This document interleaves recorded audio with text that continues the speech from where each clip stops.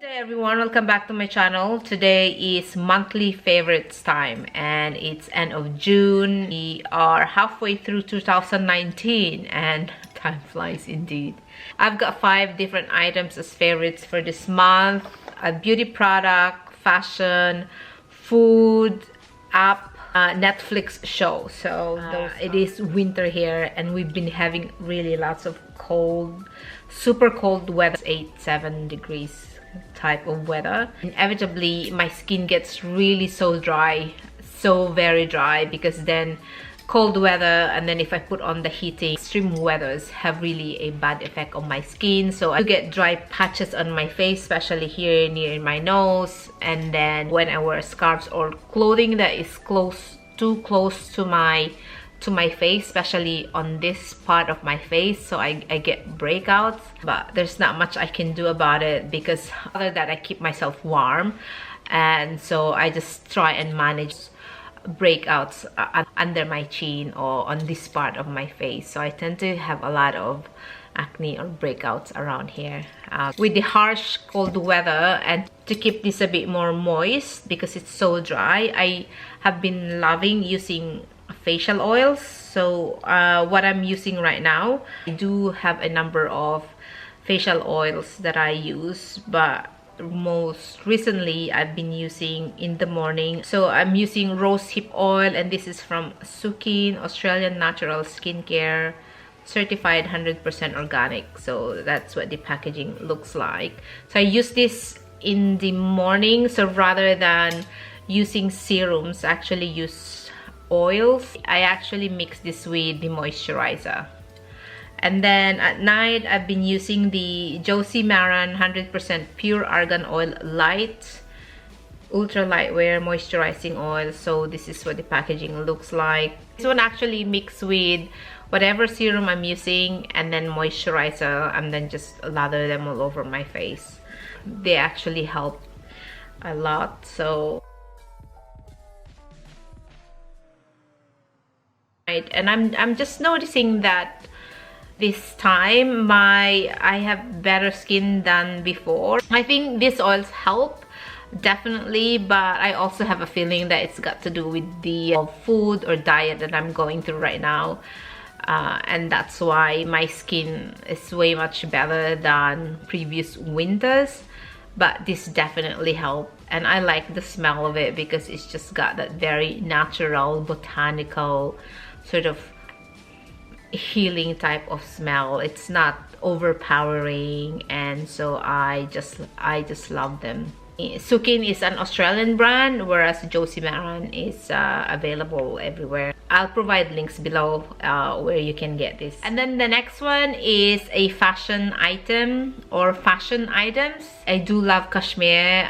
My dream is for winter I am able to wear just cashmere and wool. I am loving all my cashmere tops. I have a number of cashmere tops that I bought from other boutiques, but what I'll show you now are items that I have bought from Uniqlo over the years. I've been buying and sort of adding them in my collection, probably two cashmere tops a year. I don't think I bought any cashmere top this year, but the shawl or the scarf, but not cashmere top. So wearing one of that now. This is my only cashmere turtleneck from Uniqlo. I think, yeah, this is the only one that I bought. I thought of buying a new one to add to it, but sort of managing my budget right now, so I didn't. But I'll show you all I think I've got 8 cashmere tops, all of them from Uniqlo. During winter time when I used to work full-time, they become my uniform. They're my go-to tops, and because they are cashmere, they really provide that warmth that you need during winter. 6 are size medium and couple are large. The black, dark blue, and I've got the gray, and then royal purple blue. The colorful ones, I've got the red, so I've got red, I've got the orange. This one in real life it looks like the Hermes orange, and then I've got these like green, Kelly green, so green, and then yellow. Right, so these are my 4 colorful cashmere tops. These are my sort of muted darker colors. I love them. I love all of them. I use them a lot, like on rotation. So I hand wash them and I also iron, and that's how I care for them, because it's last for 4 years now. It's amazing how versatile they are, especially with like dark ones. I tend to wear button-down shirt underneath, and then the cashmere on top of it. It just classic look, and to me that's just how I wear it. Autumn and spring I can still wear them because they are cashmere. I love them because they're so versatile, and for the price, again, you can't go wrong when you get cashmere from Uniqlo. I think for these tops they're like $130. They could go on sale for like $110, but for that price, that price is cheaper relative to boutique shops. I have a cardigan I bought from the cashmere shop in the city, and that's like almost like $500 and totally expensive and super expensive. And so when Uniqlo started coming up with this cashmere top, I just decided I'm just going to buy my cashmere tops from Uniqlo. And as a reminder that those items are made in China, but Uniqlo is a Japanese company, so I trust that they do quality assurance in the company that these are real cashmere. But I haven't had any problems with it. It's food. The next favorite is food. I have been loving my tortillas. My video last week or last Saturday was on, I think, a day in a life, and what I eat. I've been loving baking and making tortillas or tortilla chips, and I've really enjoyed that. Unfortunately, I think it was a few days ago, my oven just died, so that's so sad, because then I can't bake any more of the tortillas. If I'm going to make one, it will have to be like I will have to really cook it on a pan or on a skillet. I would rather that I bake it, but right now buying a new oven is not in my budget.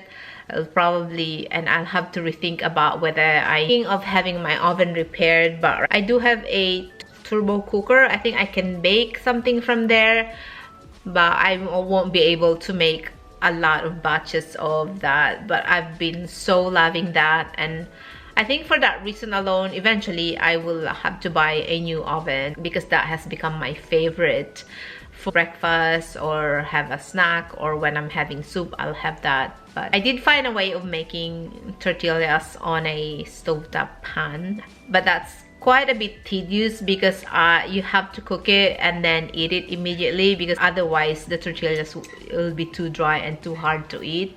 But a baked tortilla is so the best. That has been my favorite for a few months now. Unfortunately, I can't bake any more of that because I've got no oven. I'm pretty sure I will find a way to make new recipes to enjoy all the sort of flour that I have. The fourth item I've been loving is it's actually an app. There are a number of Bible apps that you can download, but I have the Holy Bible, and I think it's called YouVersion. Specifically, what I'm loving is I've been going through the book of Proverbs, and I am so in love with the book of Proverbs right now. I actually read a couple of Proverbs a day. Proverbs have got 31 books, so you can read a proverb a day. I used to read a lot of business books in the past, like I still do now, but more so in the past. I'm into self-development, leadership, management, personal development, improvement, those types of books. I still have them. In fact, I'm actually slowly sending some of those to the Philippines now, because I'm decluttering. At the same time, if I need books, I actually can just I can just borrow from the library here or download it on my Kindle, whereas in the Philippines they need physical books. But my point is, I do read a lot of those books, but I'm finding that the principles I've been reading in the past, you know, about leadership, management, business, personal development, can be found in the book of Proverbs. I find that there's so much wisdom in those books that I can't wait to really meditate and dwell on the chapters. I am more excited to read the Bible. I am going through a stage where I now think about what would the Bible say, or what would God say about something. So I go back to the Bible app. All the chapters in Proverbs I've been highlighting, and I do like the New King James Version. To study the verses within it is just so much wisdom that I read it, I always think that's what the 7 Habits of Highly Effective People says. That's what in the book Think and Grow Rich. You know, these books, even like Tony Robbins' book or Simon Sinek's, the principles they are teaching, I find they're all in the book of Proverbs. You'll even see the sort of what's the ideal man, what's the ideal woman or wife or partner, and a lot of leadership, relationships, about even like about health, time management, everything is actually in the book of Proverbs. And what I like about Proverbs as well is, so if you miss one day and then you just go back to whatever date you are in, say if you are June 30th, and then you just go on Proverbs chapter 30, so you never miss a day and you just have to keep going monthly. I intend to use Proverbs as part of my meditation on a daily basis. I think that's the decision I made.